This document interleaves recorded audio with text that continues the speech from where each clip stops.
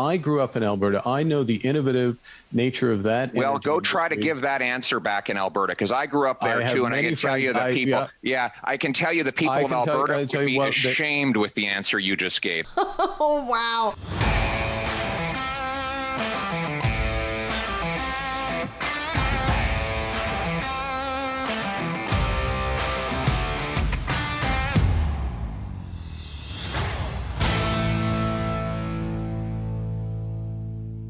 Given all the speculation about Mark Carney eventually taking over for Justin Trudeau as head of the Liberal Party, a lot of people have wondered what would happen if Pierre Poilievre and Mark Carney actually squared off. Well, wonder no more, as this actually happened 2 years ago.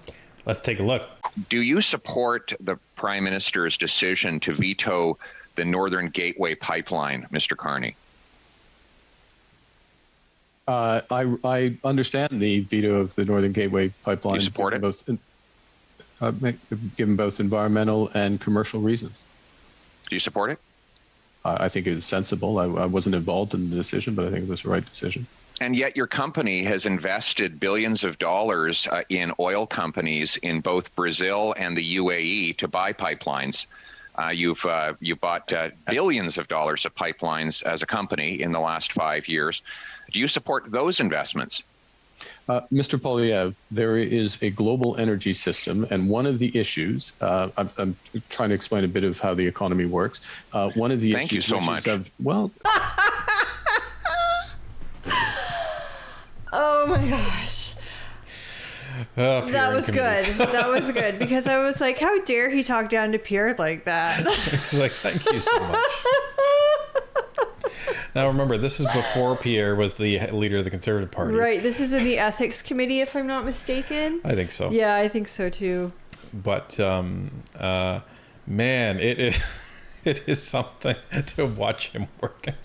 It's just like, oh, thank you so much. But he was a beast in committee, because he would not tolerate non-answers, and he wouldn't tolerate any BS from anybody either. Like as Carney started to try and skate around, Pierre knocked the skates out from underneath him and pushed him back where he was supposed to be. Like, do you support it? Yes or no, please. Yes or no, please. Like, let's get to it. Actually, David was chair of this committee, wasn't he? He was our friend David. He was chair of ethics, and I recall him saying, "This is probably Indu. Actually, this is probably industry." Oh, bummer. Okay. Well, I recall David saying that Pierre worked very hard in the ethics committee. So, if he's like this in ethics, I can imagine what he meant. It may help. One of the issues for this committee in thinking about a sustainable transition. Do you support it? Where is Canada's role in those as energy transitions from fossil fuels to renewables? And in different jurisdictions, into different geography, it matters. It matters. Okay. And this is a fundamental point. Yeah. No, I'm sorry. This is a fundamental. You're finally getting to a point. You've exceeded that the is time. Relevant to this committee's inquiry. What you're saying is you oppose pipelines in Canada, but you support them in the UAE and in Brazil. That's what you've actually said. There are specific. That's your double standard. It is not a double standard. It is a double standard. No, it's not. You make billions of dollars off foreign pipelines, and you shut them down here at home, putting our people out of work. That you are a representative of the Canadian people, and one of your responsibilities, including at this committee, is to fight for Canadian jobs, and not foreign jobs like you. Exactly, to fight for Canadian jobs, and the types of Canadian jobs that are durable and are going to move forward. Right. I grew up in Alberta. I know the innovative nature of that. Well, go try to give that answer back in Alberta, because I grew up there too, and I can tell you the people. I can tell you the people of Alberta would be ashamed with the answer you just gave. That you would give billions of dollars to foreign pipelines. Oh, wow. No F's given. No BS. Yeah, try coming back to Alberta and giving that answer to Albertans. Wow. Give me a break. Right? And Carney slipped up there. He was trying to say, oh, well, it depends on the jurisdiction. And, Carney probably thought he was being smart and being like, well, you're just an MP in the Canadian, government. You don't know anything. I have run a multi-billion-dollar company, and let me tell you, sir, how the real world works. Yeah. Well, I mean, I don't like Carney.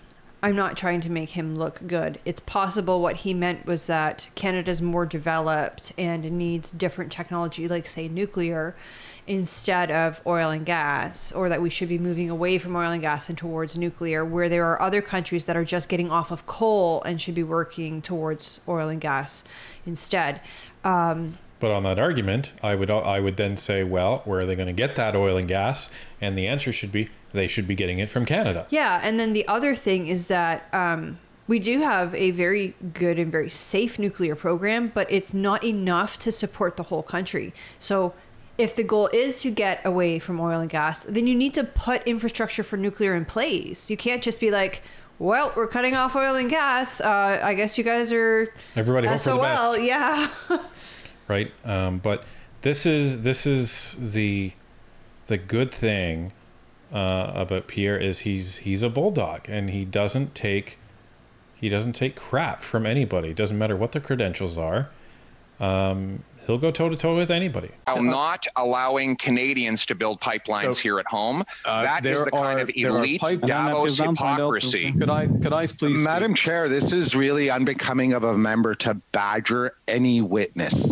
This is really, truly unacceptable. Continue, Mr. Poilievre. Thank you. Mr. Carney, you've just said you support your leader's decision to kill a Western Canadian pipeline that ships the most ethical product in the world. Yet you also support your company's decision to invest billions of dollars in foreign pipelines in Brazil and in the UAE. It's clear that this is not about the environment. If it were, you'd be consistent and you'd oppose fossil fuels everywhere. But you're happy to profit off of foreign fossil fuel companies while killing jobs among our own people. How do you address that flagrant hypocrisy? It smacks of the Davos elite at its worst. Okay. First thing, absolutely, I support Canadian jobs, and I support Canadian jobs today and tomorrow. And in order to have those jobs tomorrow, what we need and what this committee can contribute is an energy transition. The Canadian fossil fuels, Canadian companies will play an essential role.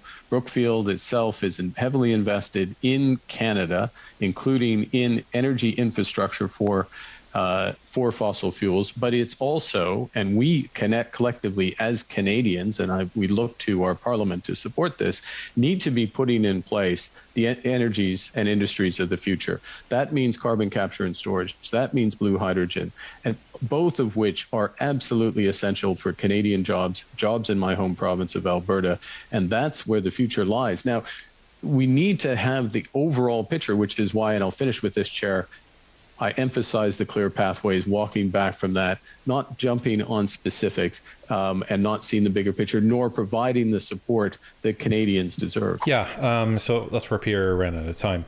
But notice he didn't say nuclear. He said carbon capture and storage and blue hydrogen. He didn't say nuclear. Nuclear is the cleanest energy we have. It's also the safest, believe it or not, and that includes all of the deaths from Chernobyl and Fukushima. And the most abundant. Right? Yep. And Canadians have the best nuclear technology. And hopefully within the next 20 years, fusion's going to be coming. Fusion has its own issues, but it's possible we're going to be getting fusion coming in. Nuclear's problem is that it has a bad PR problem. People are afraid when they hear nuclear because they think of Chernobyl, because they think of Fukushima. But again, Canadian nuclear is the safest, it is the best technology, and it really needs a PR facelift. This is something that Canadians should be really beating our chests about, because we have some of the best nuclear engineers in the world. And I don't think some of the best, like the best, hands down. And we have the safest nuclear reactors and the most efficient nuclear reactors in the world. Yeah, that's right. CANDU reactors can burn fuel that other reactors leave behind. So when everybody's screaming about nuclear waste, the CANDU reactors can actually burn that nuclear waste and use it to generate energy. Right, and everyone's worried about toxic waste, well, throw it in the can do.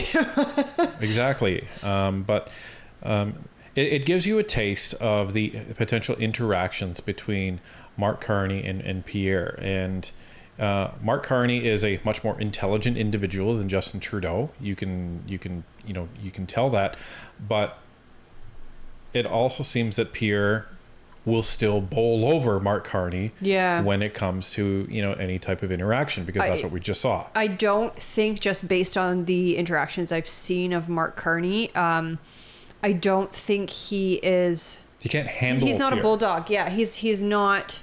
What's the right word? Standoffish enough, I guess. He's not aggressive enough is the right word. So. He's smarter than Trudeau, but I would say in terms of aggression, they're probably about the same. So I think Pierre would still take him in the House of Commons. Well, and Pierre knows the political game far better, right? So he knows the tricks. He knows the angles to take. He knows how far to push people. And he knows how to respond to them. Those smiles that he was. Those cheeky little smiles. Great. I was thinking about why there are so many voters that are like, I don't like that Pierre guy, et cetera, et cetera. And I think that's why. I think they see videos like this of Pierre where he has to be aggressive, where he has to take charge because something very serious is at stake, right? Pierre's been tasked with a job, and that job is to stand up for Canadians, and he was doing it, as you just saw, and he continues to do it to this day. And I think a lot of people are just not used to seeing that type of aggression almost. I don't even know if that's quite the right word. Well, we haven't had this type of leader in the Conservative Party for a long, long time. Everybody's been like polite and quiet. Yeah, Stephen Harper wasn't like this, and O'Toole wasn't like this, and Scheer wasn't like this.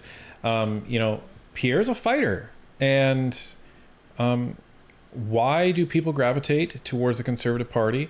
It's because they don't see anybody fighting for Canadians, but they see Pierre. And they see him get emotional. They see him, and when I mean emotional, I mean aggravated, ticked off as to what's happening to Canada, and they can empathize with that. But on the other side, you see, somebody who's soft and caring about his family. And if you've ever had the chance to meet him at a rally, he is very attentive. He listens to what you're saying. There's this soft side to him as well. And I mean, as a leader, like sometimes you have to pull rank. Sometimes you have to be aggressive and you have to get all up in someone's face and you have to be bossy. But you're not like that all the time. No, I try and be like that as little as possible. And that way when people see me pull rank and get really serious, then there's something that, there's some hairs that stand up on the back of their neck that say, this is serious. Yeah. But if you're screaming and yelling like a maniac all the time, well, then people are going to tune you out. Right. Like hockey teams. That's what happens eventually with hockey teams. They tune out the coach because that's all they're doing is screaming at them. So, but this is a taste of what the potential future of a Prime Minister Pierre Poilievre and a official leader of the opposition Mark Carney might be. But if the Liberals keep playing the way they are, the official leader of the opposition is going to be Yves Blanchet. Yeah. So buckle up, Canada. It's going to be an interesting race to the bottom.